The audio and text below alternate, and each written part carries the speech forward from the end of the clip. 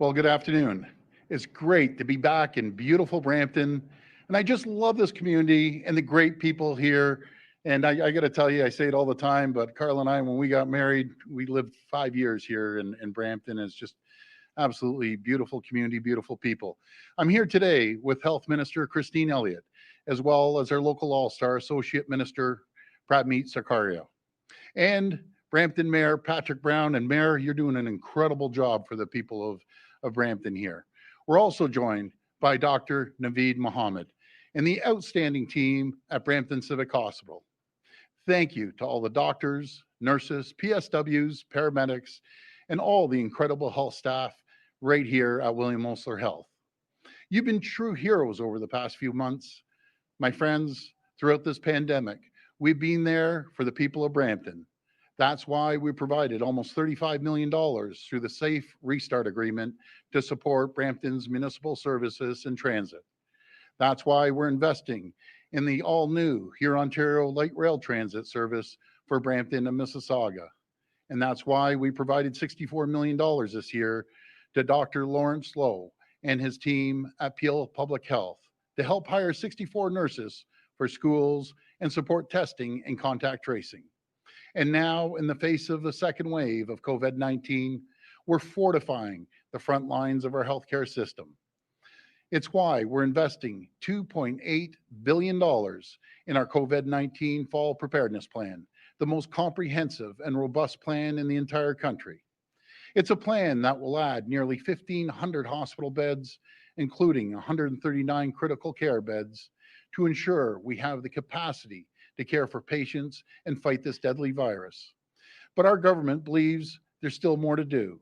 Today, I am incredibly proud to announce we are investing another $116 million to further increase our hospital capacity. We're adding an additional 766 beds in hospitals and other healthcare settings across the province. That's over 2,200 additional beds being added in communities, large and small, urban and rural. And Minister Elliott will announce in a moment that includes additional beds right here in Brampton. We have to be ready for anything. As we find ourselves heading from fall to winter, these beds, staffed by our top notch health professionals, will deliver the quality care patients need and deserve. As we did during the first wave and during the summer, we're continuing to build surge capacity. We've allowed hospitals to construct temporary facilities on site to prepare for any scenario. We've allowed them to open beds in temporary facilities and communities, including hotels and recreation centers. I want to thank our municipal partners and local businesses, including the City of Brampton, for working with our hospitals to create this critical surge capacity. We will spare no expense to protect the health and safety of the people in Brampton and across Ontario. Because, my friends, I just love the great people here in Brampton. This is a community that is growing, and I can tell you it's growing fast. And as long as I'm Premier, my government will always be there for the people of Brampton. And that means more hospital capacity. It's an issue that's been ignored for far, far too long, but we're going to fix it. And today's announcement, it means more desperately needed hospital beds for this community. But we won't stop there. I know that we need to get a second phase of Peel Memorial Hospital built, and we will get it built. We are currently reviewing the best possible planning and design options with Osler to make sure we can build a world-class hospital that will serve this great community for generations to come. And my friends, as sure as I'm standing here, Peel Memorial Hospital, it will get built. And that's great news for the people here in Brampton. Before I pass it over to Minister Elliott, I'd like to point out this is Respiratory Therapy Week, and I want to thank, and a big thank you, to the 3,500 incredible respiratory therapists across our province. You've been on the front lines fighting this virus, helping connect COVID 19 patients in critical care to life saving ventilators and respiratory treatments. These professionals are real heroes. On behalf of the people of Ontario, I thank you for everything you do. Thank you, and God bless the people of Ontario. Now I'll pass it to Minister Elliott. Thank you, Premier, and good afternoon, everyone.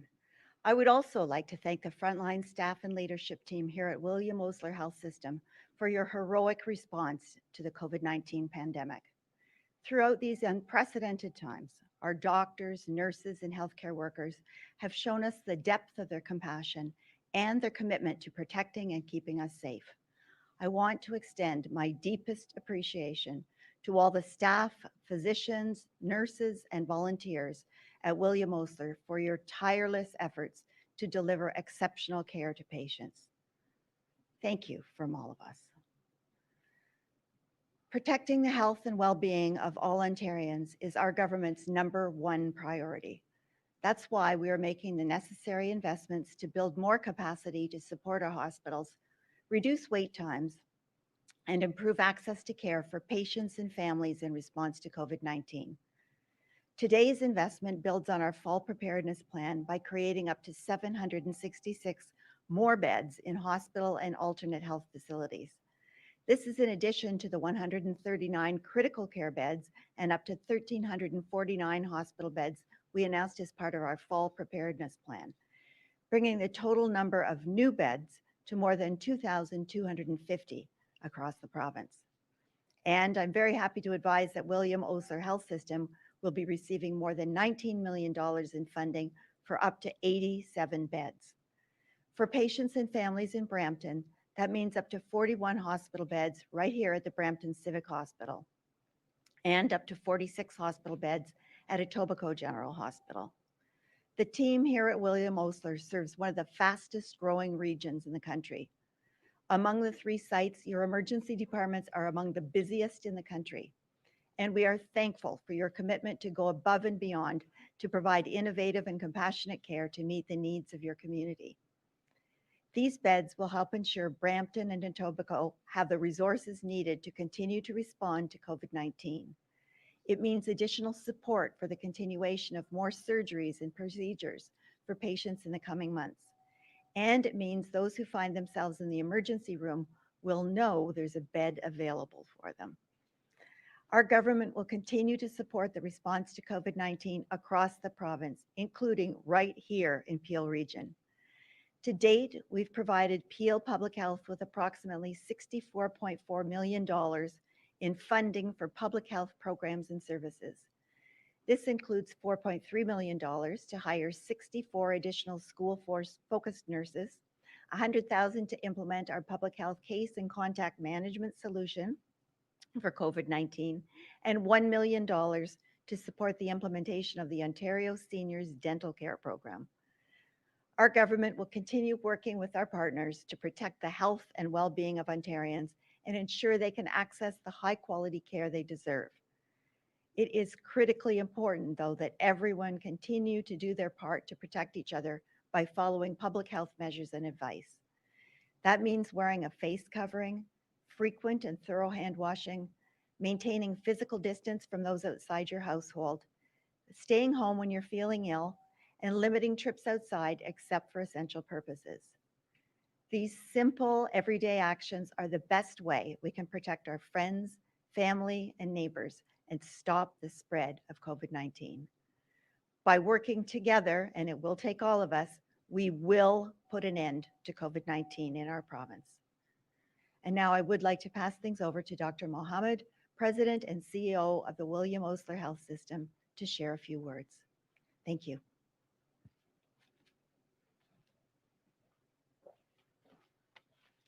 Thank you. My name is Dr. Naveed Mohammed, and I'm President and CEO of William Osler Health System. It is a tremendous honor to welcome Premier Ford, Deputy Premier Elliott, Minister Sarkaria, and Mayor Patrick Brown to Brampton Civic Hospital today, and to receive news of this critical investment in Ontario hospitals. The addition of 87 beds across Osler's acute care hospitals, Brampton Civic and Etobicoke General, will have significant positive impact for our patients and the communities we serve. I want to personally thank the Premier and the Minister of Health for making this a priority and for getting it done. This announcement could not come at a more critical time. I also want to thank you both for working so tirelessly on behalf of the people of this province. It has been an incredibly challenging time, and you both have done so much. I also want to thank Minister Sarkaria and Mayor Brown for their tireless advocacy on our behalf. We thank you, and your community thanks you. Today's announcement is welcome news and comes as Osler is working diligently to ensure patients and the community continue to have timely access to the care they need, where and when they need it most. With one of the busiest emergency departments in Canada, the addition of 87 beds will help us prevent hallway medicine, especially as our community continues to grow and our patient numbers steadily increase over the winter flu season. We are adapting spaces at both Brampton Civic and Etobicoke General for these new beds to support improved patient flow across our sites. Given we had more COVID-19 patients in our hospitals than any other hospital corporation in the province during the first wave, this investment also helps us to ensure we can continue to provide high quality, compassionate care for those who need us, especially as we continue to grapple with this pandemic in the coming months. Thank you once again for this investment in Osler and in Ontario hospitals. We are grateful for this support. Thank you.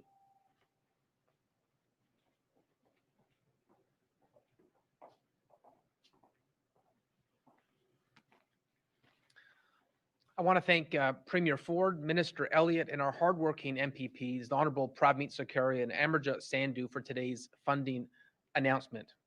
These 41 new patient beds will help alleviate hallway medicine at Brampton Civic Hospital. I want to thank in particular Dr. Naveed Mohammed and his team of doctors, nurses, and staff for their efforts at providing exceptional care while dealing with one of the busiest ER departments in Ontario, and including a high volume of patients requiring medical treatments.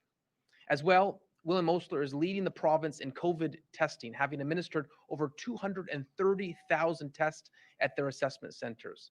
It's so important to recognize our healthcare heroes during this pandemic.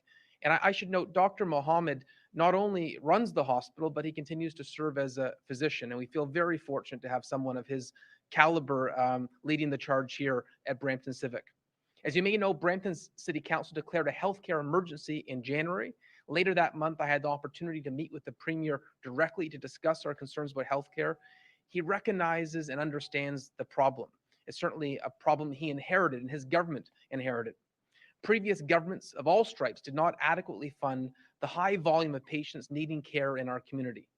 Numerous challenges contribute to Brampton's hallway medicine pressures: rapid population growth, aging demographics, significant chronic disease, high emergency department volumes, and ongoing funding inequities in comparison to other regions of our province. In 2018, the Central West LHIN had 0.96 beds per 1,000 people, while the provincial average was 2.19 beds. So when we talk about the need for beds, you can understand why. Brampton is the fastest growing of Canada's large cities, projected to grow from its current population of nearly 650,000 to over 900,000. Quality care is threatened by the funding gap in our healthcare providers. These challenges that our facilities face are significant when you look at the volume compared to the rest of Ontario. I want residents to know that in August, our council members had a very good discussion with Minister Elliott. She heard about our concerns. She sat down.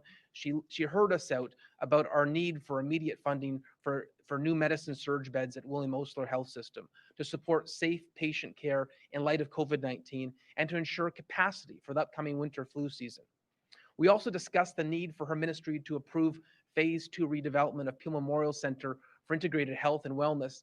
And let me say, it was more than music to my ears to hear the Premier say once again that he is committed to that project. Actually, when I heard him say, we're going to get that hospital built, we're going to get shovels in the ground, a huge smile came to myself and frankly all the residents of Brampton, because this is so important to our community. And I know this is the second time that he's highlighted publicly that he's behind this and he wants to get it done. I also want to note that today's announcement is quite significant and a positive step. I look forward to working together with the Premier and Dr. Mohammed to address healthcare needs in our community. These additional beds are going to make a big difference. And the fact they're also adding to ICU at a time when COVID's on all our minds is a huge step forward for our community, a very positive step. So thank you, Premier Ford. Thank you, Minister Sarkaria and Minister Elliott.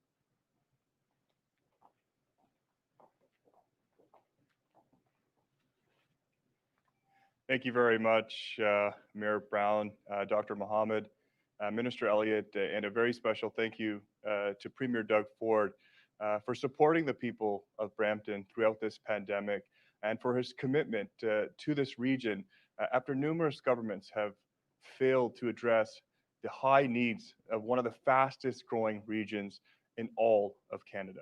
You've been a champion for hardworking families and the thousands of job creators who have sacrificed so much to bring opportunity to Ontario. And throughout this pandemic, you've been clear that protecting people's health will always come first. That's why I'm so encouraged by today's announcement for Brampton. COVID-19 has presented challenges unlike anything our community has ever faced. But our government's investment in Brampton through the Fall Preparedness Plan and our commitment to Phase 2 will ensure that we have the tools to meet these challenges.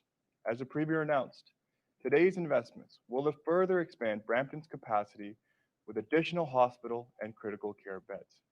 And it builds on a number of additional ways we're increasing capacity across our healthcare system, including investing to hire more school-focused nurses and support of Brampton's kids and their parents. I'd like to thank Premier Ford, Minister Elliott, and William Osler CEO, Dr. Naveed Hamid, for their work, partnership that made today possible, and for your tireless commitment to improving the health outcomes of all Bramptonians. Thank you very much. Just 1 second before we take the questions, Christine. I got to tell you, folks, when I came in downstairs and through the loading docks there, I never give these people a shout out, but they are critical to the operations of any single hospital. That's the kitchen staff, the electricians, the engineers, the people that keep the engine going. So, to all the people that are out there putting the meals together for our patients here in the hospitals, I thank you. That's the backbone of every single hospital. So you're all champions. Thank you. We'll go to the phone line for question, please. One question and one follow-up. Your first question comes from Haley Cooper with News Talk 1010. Please go ahead. Hi, Haley. Thank you. Hi, Premier. My first question is actually for the health minister, if you don't mind. Yep. Minister, we wanted to ask you about hospital capacity. In Toronto and Peel, where 60% of the new cases are being reported, the health network says that some hospitals in these regions are at 100% capacity. So is that the case, and do you know which hospitals in these regions are running at 100% capacity? Yes, we receive daily reports on the status of hospitals across the province, and it's very important for us to make sure that hospitals do have additional capacity for our COVID-19 patients, for flu patients, and also for the people that need the surgeries and procedures that we had to postpone during the first wave. That's why today's announcement is so important, that we're putting 2,250 new beds into the system to allow those that have the greatest capacity challenges to be able to expand. But we're also putting $450 million into expanding home and community care, because there are some people who are remaining in hospital that could be cared for at home, but they will need amplified home and community care responses. So we're doing that. And we've also opened up a number of reactivation care centers, which will help people who may be in hospital as alternate level of care patients waiting for long-term care, but they can go to these centers which are more appropriate for them, because they can receive physical rehabilitation and social rehabilitation, with the goal that some of them may actually be able to return home. Others will continue to need to wait for long-term care, or there may be a retirement home placement, perhaps it's going to be suitable for them. So in addition to creating the bed capacity to help those hospitals that are at capacity, we're also amplifying our resources in a number of other areas as well. Follow-up? Thank you. And my follow-up is for the Premier. Premier, we wanted to ask you about Suncor Energy and the fact that it's relocating some positions in Mississauga and Oakville to Calgary by next year. And Ontario could potentially lose hundreds of jobs to Alberta. So how do you feel about this? And did you have a chance to talk with the heads of Suncor to try and persuade them to reconsider? I've not had an opportunity to talk to the people at Suncor, but I will speak to them. The good news is we're seeing a lot of jobs coming from Alberta and other regions around the world into Ontario. And Roche is a perfect example. We competed against 13 countries around the world, and they chose Ontario. They chose Mississauga to open up and create 500 new great paying jobs and expand their facilities here. So I'll make a point of reaching out to Suncor and trying to convince them, expand your operations here, opposed to anywhere else in the world. It's the best place anywhere in the world to work and live and invest, right here in Ontario. Next question. Your next question comes from Isaac Cowan with The Pointer. Please go ahead. Isaac, how Hi, you doing? Premier. I want to start with reminding you about a couple of the cases over the last few days in Peel. On Sunday, we saw 289 new cases of COVID-19, and on Monday, we saw 215. We found out last week that the test positivity rate in Brampton is up at 8.1%, something which suggests that enough testing is just not taking place in the city. Can you explain to me why Brampton has only operated with one full test facility for the whole pandemic, and if you're going to do anything to change that? I'll pass it over to the minister, but I just want to remind everyone we're leading the entire country, bar none, everything combined. We're doing more tests than anyone in the country. We're almost to 5 million tests the last 4 weeks. We've produced almost a million tests, but I'll pass it over to the minister. Well, as the Premier indicated, we have increased our test capacity to the point where we've tested almost 5 million Ontarians, a third of the population. But there are some areas where we are amplifying our testing abilities with, in addition to the assessment centers that we have open, we've also opened up pharmacies for people who are asymptomatic, but who need to be tested in order to go back to work in a long-term care home, for example. Those are examples of additional facilities that are being opened. But we also know that since we have moved into testing by appointment only, there are some people that are not coming in for testing. And so we're needing to go to them. So we've identified some neighborhoods. They have been identified in Toronto and some in Peel region as well, where we need to go with pop-up test centers or mobile test centers to encourage people to come out and be tested. So while we have permanent sites, we also have mobile sites as well, because we don't want anybody who needs to be tested to go without a test. And so in situations where people are not feeling comfortable coming to us, we will go to where they are. Follow up. You referenced pharmacies there, Minister Elliott, and we've done the math on the pharmacies available in Brampton. If they were to operate at full capacity all day, they'd be able to do just about 300 tests between them. So it doesn't really address the major testing issue that is a problem in Brampton. I know you have these numbers for the province as a whole, but I'm asking really for the people of Brampton, who we've heard they need a second test centre in the city to serve them. Will you commit today to setting up a second official full drive-through facility in Brampton? Well, I can certainly advise you that we will look into what's happening in Brampton. If there aren't enough test facilities, we are in regular contact with Dr. Lowe, and we will certainly, if there's a particular area where there needs to be another assessment center, drive-through center, we will certainly do that, because as I indicated earlier, if someone needs to be tested, we want them to be able to go to a location that's close to them and then receive the results in a timely manner. But in addition to that, we're also looking at many of the new tests that are coming on the market as well, point of care tests and so on. There are some that have to be approved yet by Health Canada, but some of the Abbott tests that are coming on the market, we will be receiving the first shipment, and we're deciding where to put them, because though they might not be, some of them, completely as accurate as the nasopharyngeal testing that we're doing, they're still very useful in other locations. So I can certainly commit to you that we will look at the centers in Brampton, and if more are needed, we will certainly set them up. Next question. Your next question comes from Mike Crawley with CBC News. Please go ahead. Hi, Mike. Hi. First question's for the Premier. There's as reported in the Toronto Star today, your government StreamYard has is an awesome live imposed ministerial zoning orders that have, effectively overruled the process within Toronto to allow for zoning of some developments in the Dawnlands. Wondering why your government felt the need to do this, and how you justify basically stepping over a municipality in an issue that's that ought to be, I guess, left up to municipalities. Yeah, well, thanks for the question, Mike. It's actual provincial land. It's not the city lands. But in saying that, we should always be consulting. I had a great conversation with Mayor Tory. I talked to him multiple times a week, and as I joke around, I probably talk to Mayor Tory more than I talk to my own wife. So we're always in communications, and the good news about this story, and there is good news, out of that site, we're going to create 1,000 affordable housing units that we're in desperate need. And sometimes you have to put an MZO rather than wait 3 years to go through all the process. We're in desperate need of affordable housing across this province. There's no place that we need it more than in Toronto. And I'm glad that we're going to have 1,000 affordable housing units available to the people of Toronto. Follow up.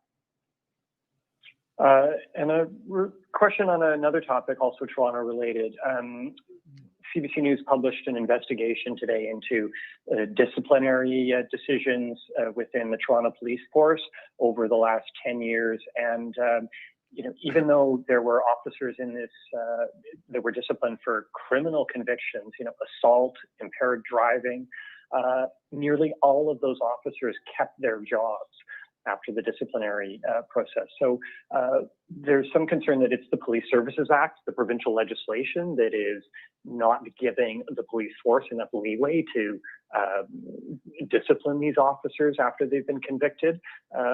Would you support changes to that act? Well, I would. Can you explain, why you wouldn't? Well, Mike, first of all, I'd have to look into exactly what happened, and I think they have a great board over there. I know Mayor Tory sits on the police board, and if there's recommendations from the police board and it involves the province, we're always open to looking at it and working again collaboratively with the city and the police board, and along with the police association as well. Next question. Your next question comes from Graham Richardson with CTV Ottawa. Please go ahead. Hi, Graham. Hi, Premier. I have a general question about different approaches between you and your friend Jason Kenney, and I'm not trying to. The pandemic's a complicated thing. Do you have any thoughts on what Alberta is doing versus what Ontario is doing? In that, Alberta, of course, is seeing a surge, but their businesses are still open, and it's a different approach. Have you talked to him about that? What do you say about that? Well, first of all, I think the world of Jason Kenney is doing a great job out in Alberta. We're taking a little more cautious approach. We're probably 4 times the size of Alberta, a very large population here, a little different than Alberta.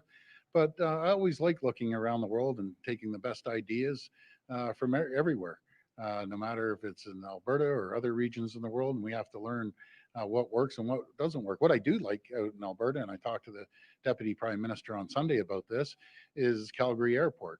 I'm a strong believer of, I've been saying it right from the get-go, that if people want to reduce the weight that they have to isolate for 14 days, let's see what happens in Calgary and Alberta when they get tested. And if it works, let's adopt it here in Toronto. Follow up. And more specifically here in Ontario, where I am in Ottawa and where you are in Brampton and areas around Toronto, it's happening again in long-term care. The deaths are going up again. There are outbreaks all over the place. And again, I appreciate this is a complicated issue with an aging system. Sometimes you still have 4 people to a room. But this terrible thing does seem unique to Quebec and Ontario in terms of the numbers and how hard nursing homes and retirement homes are being hit by COVID. Is it too late to do anything now? Like, what happened here between first and second wave, if anything? Well, it's never too late, but the best person to answer that is the Minister of Health. Thank you.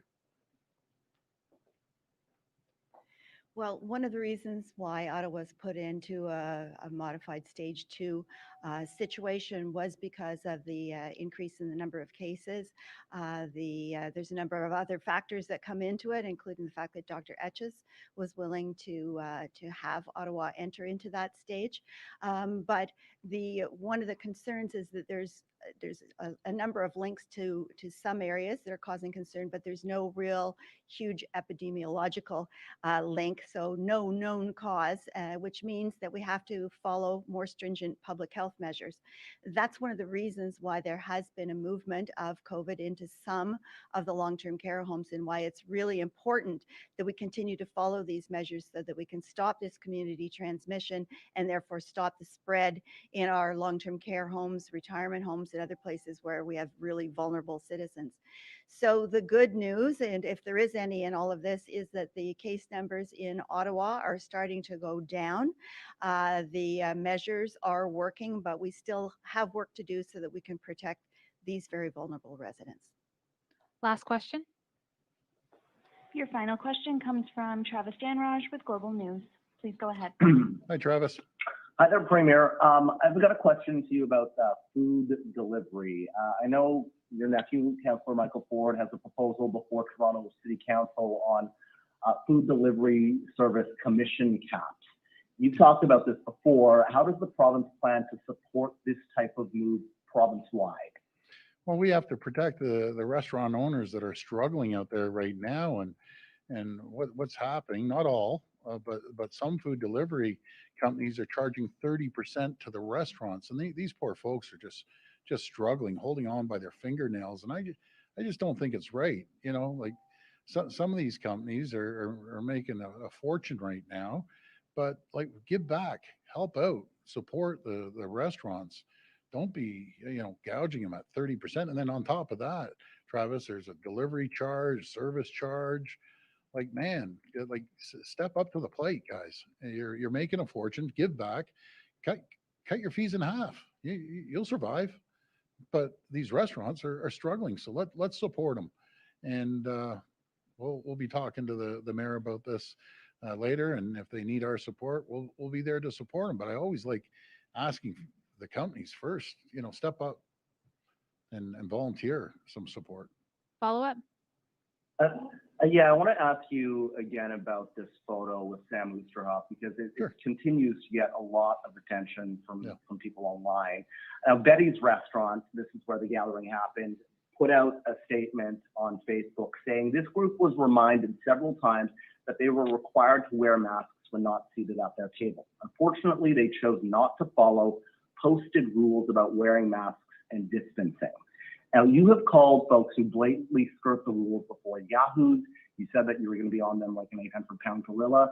So considering this information from the restaurant, why is MPP Oosterhoff, who was clearly reminded of the rules, not a yahoo, why aren't you on him like an 800-pound gorilla? And why does there seem to be no repercussions for this member of your caucus? Well, again, I encourage everyone. It's absolutely critical. You got to wear face coverings. It's very simple. When you go into restaurants, you have to wear them. MPP Oosterhoff came out. He apologized.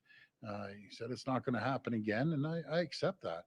There was a mistake made. We all make mistakes. I understand that, and I take him for his word. He's a great MPP, and I support Sam like I support everyone. And every Travis, everyone makes mistakes. He apologized. He's not going to do it again. So, he understands, and I'm sure he'll pass it on to the rest of the folks that were there as well. But please, if you're in an indoor setting, please just wear a face covering. Thank you, everyone. Thank you, everyone. Great news for Brampton. Thank you.